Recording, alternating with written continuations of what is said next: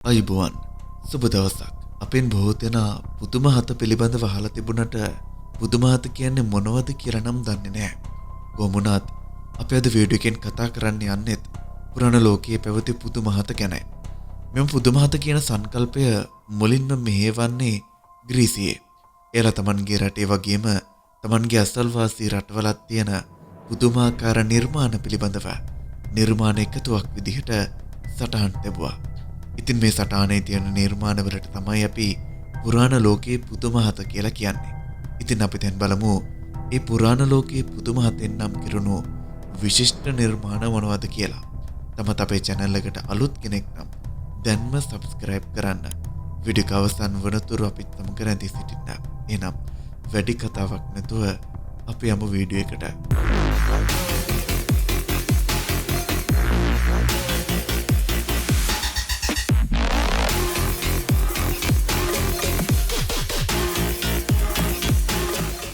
ක්‍රිස්තුස් වහන්සේගේ ප්‍රතිමාව. බ්‍රසීලයේ වියෝත ජනයිනෝ නුවර පිහිටේ ක්‍රිස්තුස් වහන්සේගේ ප්‍රතිමාව උස මීටර් 38ක්. මුළු නගරයම පසුබිම් කරගෙන ආසොස්සර නැගෙන මේ ප්‍රතිමාවේ බර ටොන් 635ක්. තිජුකා ජාතික උද්‍යානයේ පිහිටි මීටර් 700ක් උස කුකවාඩෝ කඳ මුදුනේ ඉදිකර ඇති මෙම ප්‍රතිමාව ප්‍රංශමූර්ති ශිල්පියෙක් වුණ පොල්ලෑන්ඩෝ විසින් 1931 ඔක්තෝබර් මාස 12 වන දින නිම කරලා තියෙනවා. මේ වියෝත ජනයිනෝ නුවර අගරජතුමාගේ යෝජනාවකට අනුව බ්‍රසීල කතෝලික පල්ලිවල ආධාර යටතේ තමයි ඉදි කරලා තියෙන්නේ. චීන මහා ප්‍රාකාරය නැගෙනහිර චීනයේ කාමුදු බොක්කේ සිට මොංගෝලියාවේ බටහිර සීමාව දක්වා වීදී ඇති මෙය මිනිස් දෑතින් නිදූ විශ්මය දනවන නිර්මාණයක් විදිහට ලෝකේ පුරා ප්‍රසිද්ධයි. මේ ඉදිකිරීම ක්‍රිස්තුපූර්ව 6 වන සියවසේ ආරම්භ කර ඇති අතර ක්‍රිස්තුපූර්ව 10 වන සියවස දක්වා ඉදිකිරීම සංරක්ෂණ කටයුතු සිදු කරලා තියෙනවා.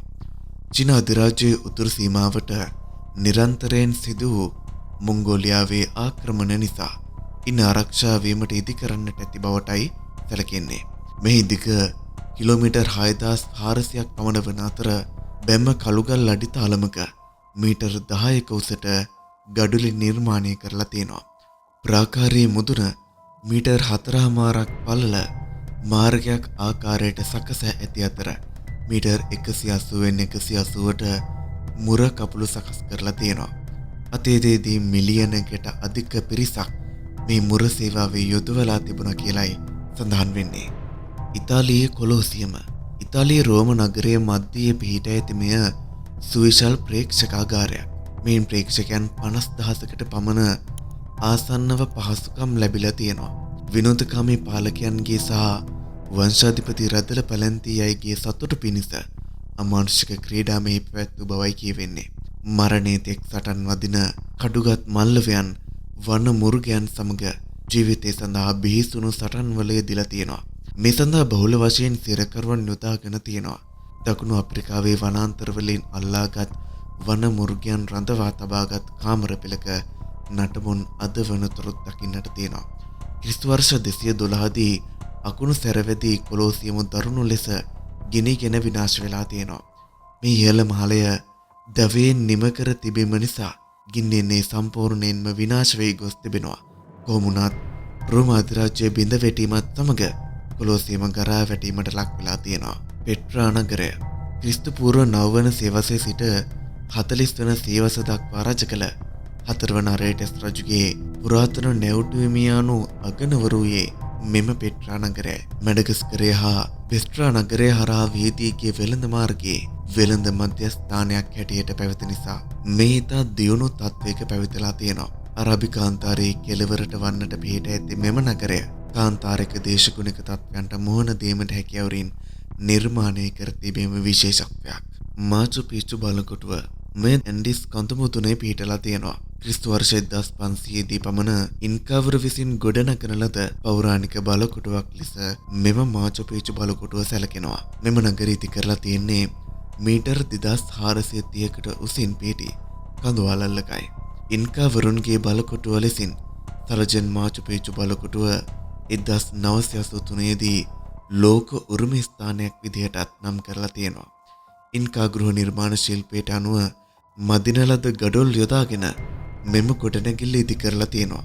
තවත් එක් විශේෂත්වයක් තමයි මෙම ගොඩනැගිල්ලේ ගඩොල් එකිනෙක සම්බන්ධ කිරීමට බදාම යොදාගෙන නොමැතිවීමයි. මේ ආගමික නගරයක්ද එසේත් නොමැතිනම් සතුරු ආක්‍රමණ වලින් බේරීම සඳහා ඉදි කරන ලද බලකොටුවක් යන්න තවමත් නිශ්චිතවම හඳුනාගෙන නැහැ. ඉන්දියාවේ ටජ් මහල් මන්දිරය මධ්‍යතන යුගයේ ಭಾರತයේ පාලනය කළ උගලි රාජ පරම්පරාවේ පස්වන පාලකයා වූ ශාස්ජාන් ආදිරාජ්‍යයා තමා අතිශයින් ආදරය කළ මුස්තාවෝ මහල් දේවියගේ මරණයෙන් පසු තම බිසවගේ දේහය තැන්පත් කර ඒ වෙනුවෙන් ඉදි කරන ලද අද්විතීය සිහිවටනය ටජ් මහල් මන්දිරය ලෙසින් හඳුන්වනවා. කිරිගරුඬෙන් නිර්මාණය කර ඇති මෙම ප්‍රාසාදය ඉන්දියාවේ අගනුවර යමුනා නදී තීරයේ අතිශයින් සුන්දර පරිසරයක තමයි ඉදි කරලා තියෙන්නේ. ස්මාරකයේ වැඩ ක්‍රිස්තු වර්ෂ 1632 දී 20000ක පමණ සේවක පිරිසකින් ආරම්භ කළ වසර 18ක් පුරා ඉදි කරලා තියෙනවා. පූජනීය නගරය අදි කොලොම්බියානු ශිෂ්ටාචාරයට අයත් මායාවරුන් විසින් මේ නිර්මාණය කරන ලද බව විශ්වාස කරනවා. ක්‍රිස්තු වර්ෂ 750 සිට 1200 පමණ කාලය තුල මායා ශිෂ්ටාචාරයේ දේශපාලනික හා ආගමික මධ්‍යස්ථානයක් බවට පත් වෙලා තියෙනවා. ඒ සතර කොනට විහිදුණු පඩිපෙළ 4ක් දකින්න පුළුවන්. එක් පඩිපෙළක පඩි 91 බැගින් ඇති අතර පඩිපෙළි 4 මුළු පඩි ගණන 365. මේවා වසරේ දින ගණනට සමානයි. ඈත අතීතයේ මෙවැනි ගොඩනැගිලි 100 ගණනක් ඉදි කරලා තිබුණු බවට සාක්ෂි පවතිනවා. මේ තමයි ලෝකයේ අපි වසන් කරන ලෝක පුදුම ලයිස්තුව. ඉතින් මේ ලෝක පුදුම හත ගැනත් ඔයාලා මොනවද හිතන්නේ? ඔයාලටත් හිතන දේ අනිවාර්යෙන්ම පහලින් කමෙන්ට් කරන් යන්න. මේ වගේ වීඩියෝ හැමදේම බලන්න ඕනේ නම් අපේ පුදුම ලෝ YouTube නාලිකාව දැන්ම subscribe කරන්න. ඉතින් මෙවැනිම තවත් වීඩියෝවකින් අපි නැවත මුණ ගැහෙමු.